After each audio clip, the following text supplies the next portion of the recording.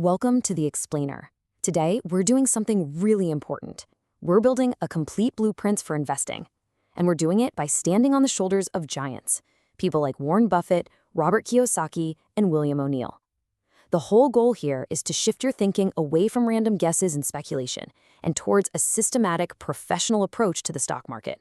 Okay, let's just dive right in with a question that seems simple on the surface, but honestly, the answer is the key to everything else we're going to talk about.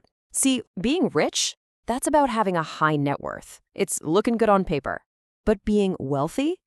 That's a completely different game. It's not about what you have. It's about freedom.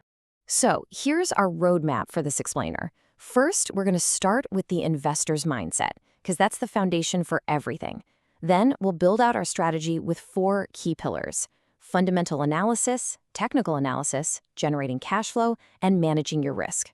And then finally, we'll pull it all together so you can build your own personal investment blueprint. Right. Before we even dream of looking at a stock chart, we have to get our heads on straight. It's funny. Success in investing is way more about your psychology and your philosophy than it is about some complex formula. It all starts with how you think about money. This is it, the cornerstone. Now, when Warren Buffett says this, he's not saying you'll never have a stock go down. That's just impossible. What he's really talking about is a philosophy. It's about making the preservation of your capital your absolute #1 priority. It means you are obsessed with the downside, with the risk, long before you ever start dreaming about the potential gains. And this one is huge. It really nails a critical distinction that our sources say separates the amateurs from the professionals. Amateurs are almost always chasing capital gains. They're trying to time the market perfectly, buy low and sell high. It's kind of like flipping houses. It's exciting, but it's a high-stress game. The pros, on the other hand, they focus on cash flow. They're all about acquiring assets that put money in their pocket month after month, creating a reliable stream of income. And here is exactly why that difference matters so much. Think about it. You can have $1 million house, a huge 401k, but you can't pay your grocery bill with your net worth. You need cash. Real financial freedom isn't about hitting some magic number in an account. It's about reaching the point where the cash flow from your assets, coming in every month, is more than your living expenses. That right there is the real finish line. So the next logical question is, how do you generate that cash flow?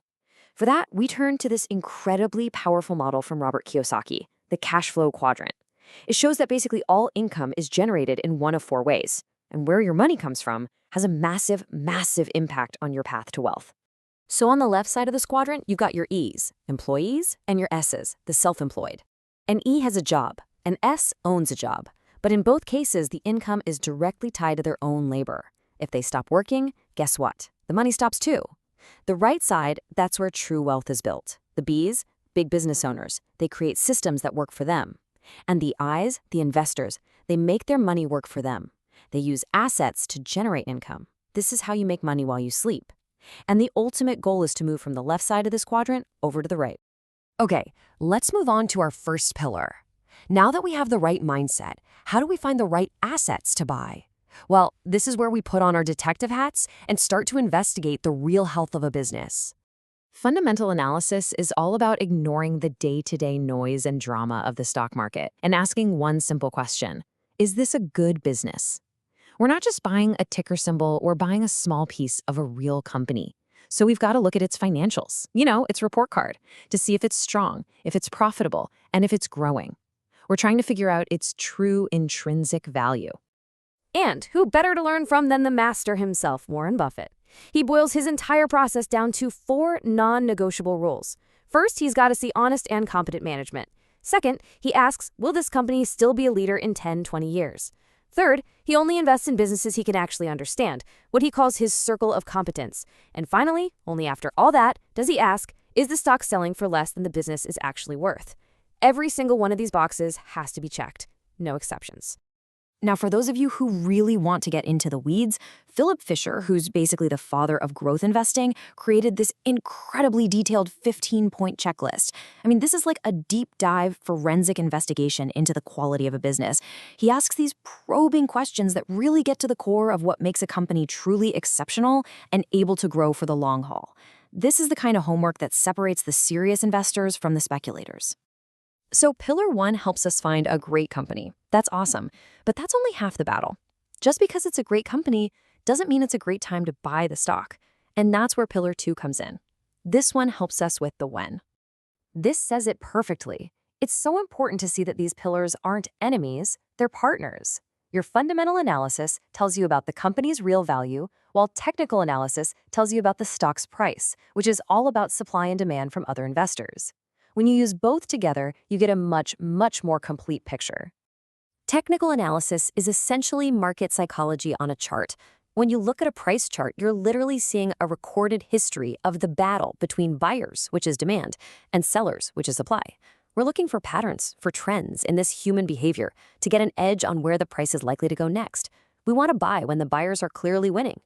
And this right here is one of the most basic but powerful concepts in technical analysis, an uptrend. Just picture yourself walking up a staircase. The price goes up to a new high. Then it takes a little breather and pulls back. Then it pushes up to an even higher high, followed by a higher low. Identifying this simple pattern tells you that the buyers are in control and the wind is at your back. You always want to invest with the trend, not try to fight it. All right, let's move on to Pillar 3. And this is where we really start to think like those professionals on the right side of the cash flow quadrant. This is all about turning our stock portfolio into a machine that generates income for us. I mean, this is the million-dollar question, right? Most people think you can only make money with stocks in two ways. Either the price goes up or you get a little dividend.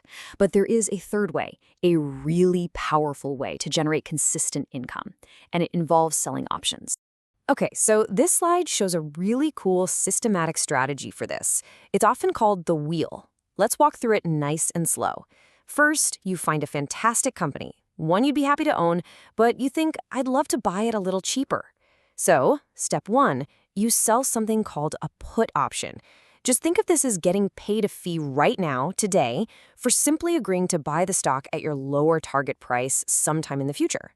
Now, one of two things happens. Step 2, if the stock price stays above your target, that option just expires worthless, and you simply keep the fee you were paid, free money. Step 3, but if the stock price does drop to your target, you're now obligated to buy the shares, which is exactly what you wanted to do in the first place. And you still get to keep that initial fee. So now, step 4, you own the stock at a great price, and you can start selling call options against it, which is just another way to generate even more income, month after month. It's a powerful system. We figured out what to buy, when to buy it, and how to get paid from it. But our final pillar, this is the one that keeps us in the game for the long haul. It's all about defense. It brings us right back to Buffett's first rule, never lose money. Or at least never lose a lot of money. What's this number? -8%. According to another legendary investor, William O'Neill, this is the absolute maximum loss you should ever take on a single trade. This isn't a suggestion. It's a hard and fast rule. If a stock drops 8% below your purchase price, you sell. No questions asked, no emotions, you just get out.